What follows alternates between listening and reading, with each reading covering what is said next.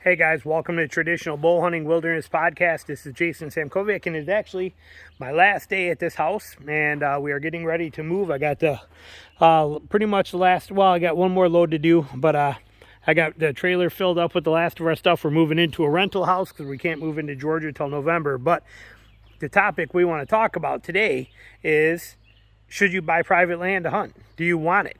And I've done this both ways. Okay, here we have 5 acres of land. We'll take a walk around here while we're just talking, just because, like I said, it's my last day here. This is it, end of it. We built this house in 2006 and bought the property in 2004, and the whole thing was all woods. We cleared it and made it like this. It's just under 5 acres, smidge under 5 acres, and we back up to state land on 2 sides of this place. So when we walk through here, so basically I got 5 acres here, and I got unlimited miles of state land out here, just tremendous amounts of it.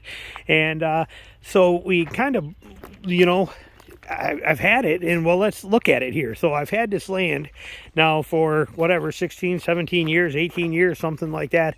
I've killed 5 deer on this property, and it was back in the days when you could bait, way back many years ago.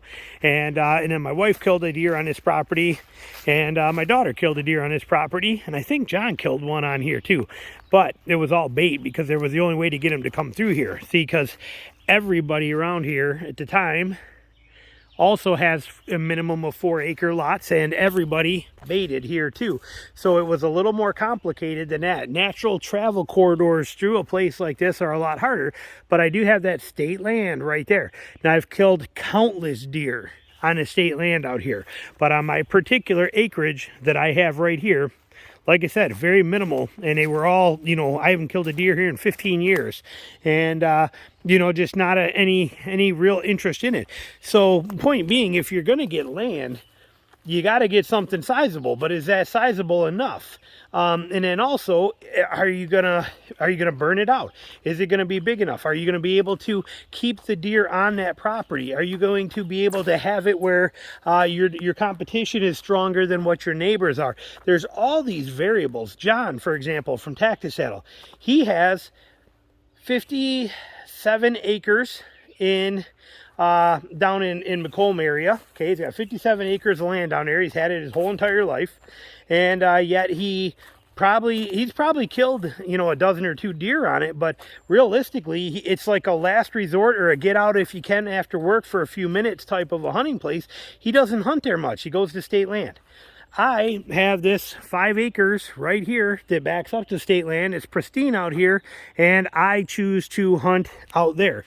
John owned 800 acres, and his family owned 800 acres in bordering up to the Shawnee National Forest in Illinois, and we used to go down there and hunt every year down there. Well, realistically, we spent very little time on that 800 acres. Oh, I got deer running right there. Look at, there you go. See him? See him through there?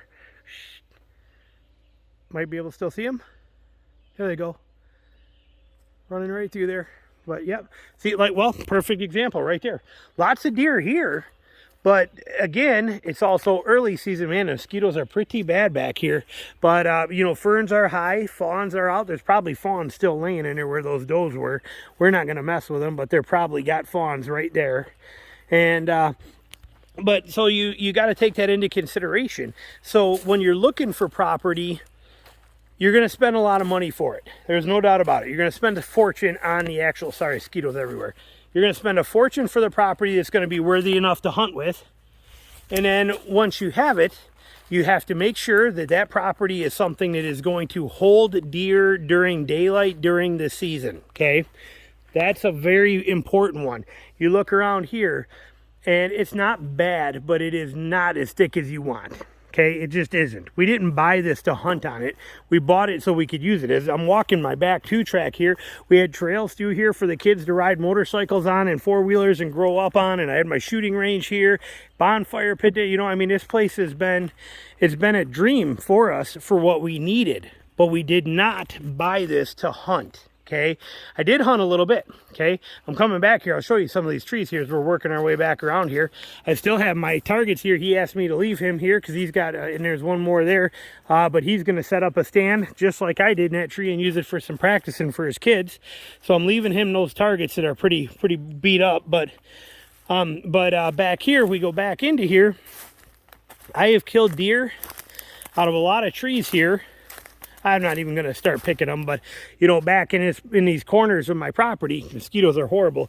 But if you notice now, if you were to ever see pictures of this place way back in the day, we had to take out 27 oak trees that have died from oak wilt. We lost a ton of food sources here for the deer that completely wiped out. Things that you have to contend with when you own property. Oak wilt can come in. You can still see, look at this one here is done. That one's completely dead. That one over there is dying still. That one over there is completely dead. This is all oak wilt. Look at all these are all gone from oak wilt. Look at all that. Look at this, completely dead oak wilt, completely dead oak wilt. You know, this stuff comes in and it wreaks havoc on stuff. This property used to be much thicker. But you are at the mercy of Mother Nature on your property of variable things that can happen. You also, like I said, if you can't keep them here during daylight, you know, during hunting season, your odds are no good, which means you better know what's going on with your neighbors and things out there and figure it out. The expense is going to be huge. But when you weigh all those options, being able to set your own food plots, hunt right there on your own property, there's a lot of benefit to it. But is it worth it cost-wise? You have to weigh those options. Now, the beauty is land does not really decrease in value. So it is not a bad investment, but you have to keep in mind you got to pay taxes on it. And all this stuff too, which can get astronomical. So you have to be the one that makes those decisions for you. But if you think you're going to just go buy a piece of property for a minute and it's, you know, you're, oh, here's 10 acres up north, it's going to be great for hunting, you could sadly be mistaken.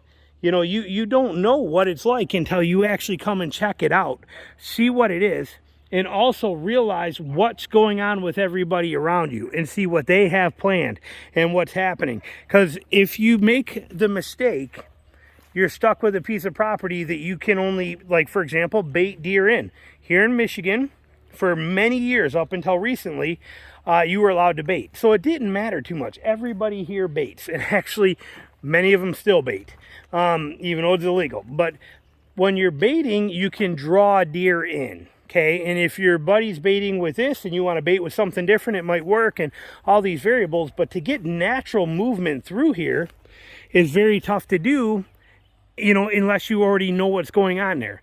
And then there's the fact of burnout, okay? You think on 5, 10, 15, 20, 50, 60, 80, 100, 200 acres, you think that you can hunt a whole season on 200 acres and not burn it out? And if you do, you're sadly mistaken. Me and John, when we used to do a lease down in Missouri, we would lease 850 acres. We would go down there for 1 week. In 1 week, we would destroy that place and have it totally wrecked. Send it up and just, you know, by the last 2 days, deer movement was slowed down. I mean, we would just send the whole thing up and screw it up and it would be destroyed. And that's in 1 week on 800 acres, okay? Let that sink in for a minute, okay? You got to understand this. Is it worth it to you to buy the property?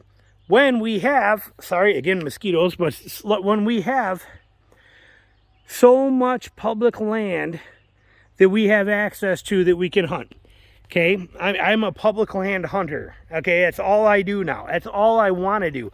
Again, even though I have this and I could set it up, I could go down and hunt John's acreage, you know, all this stuff, I have no interest in it. I could go get access to people that have properties around here and great farms and things like that. It doesn't matter to me. I want the freedom of hunting public. I want the challenge of hunting public. And it's free. It's free.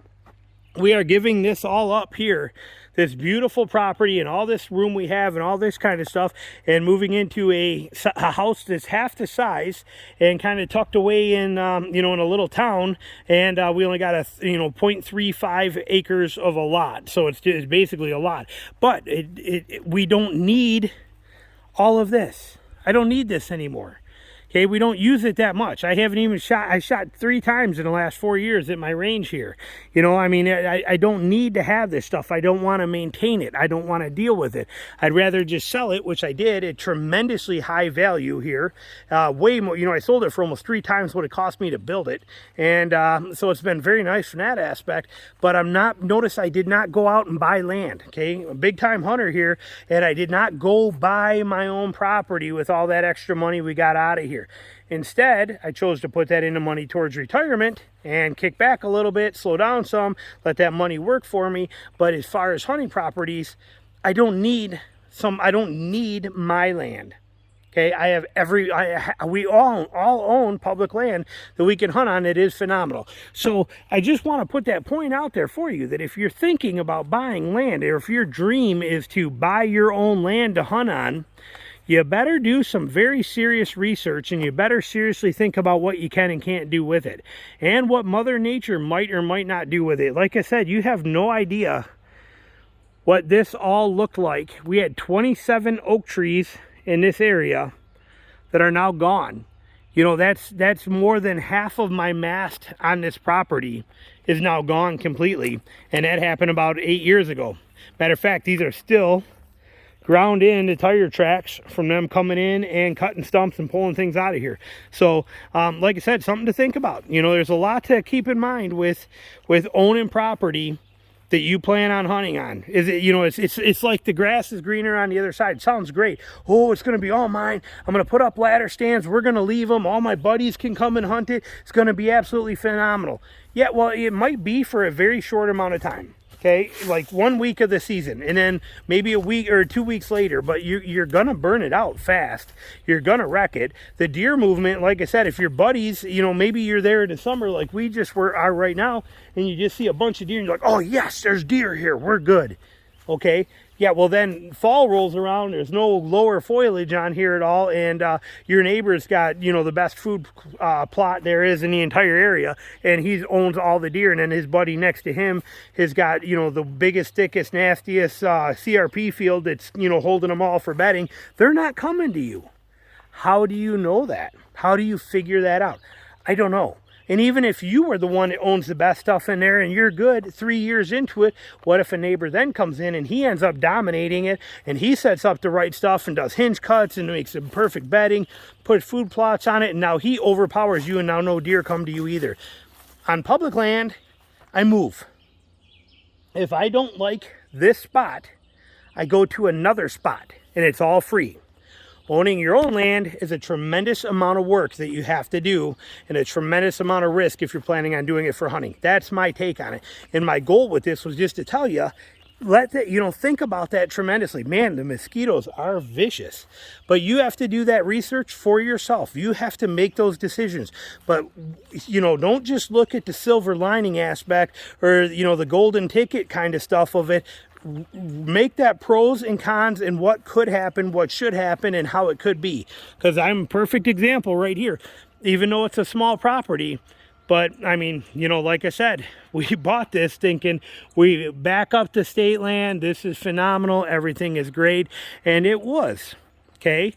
But again, it was so limiting that you didn't really have a lot you could do here. Once the baiting stopped, you couldn't get anything to come through here naturally on its own during daylight. You know, there's so many variables. We lost half of our food that was in here by Mother Nature. You know, so many things that happen, and I don't want you to make those same mistakes. Make sure you're diving deep into this and weighing those options. For me, selling this, smartest decision I ever did.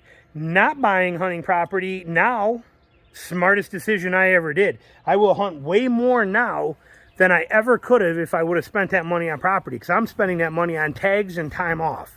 Okay, I'm not spending it on property that I got to maintain and all this kind of stuff. I'm going to hunt all of the public land that I already own and pay for and have access to. Sure, other people out there, I love that. I don't have a problem with it. So for me, that's the win-win scenario.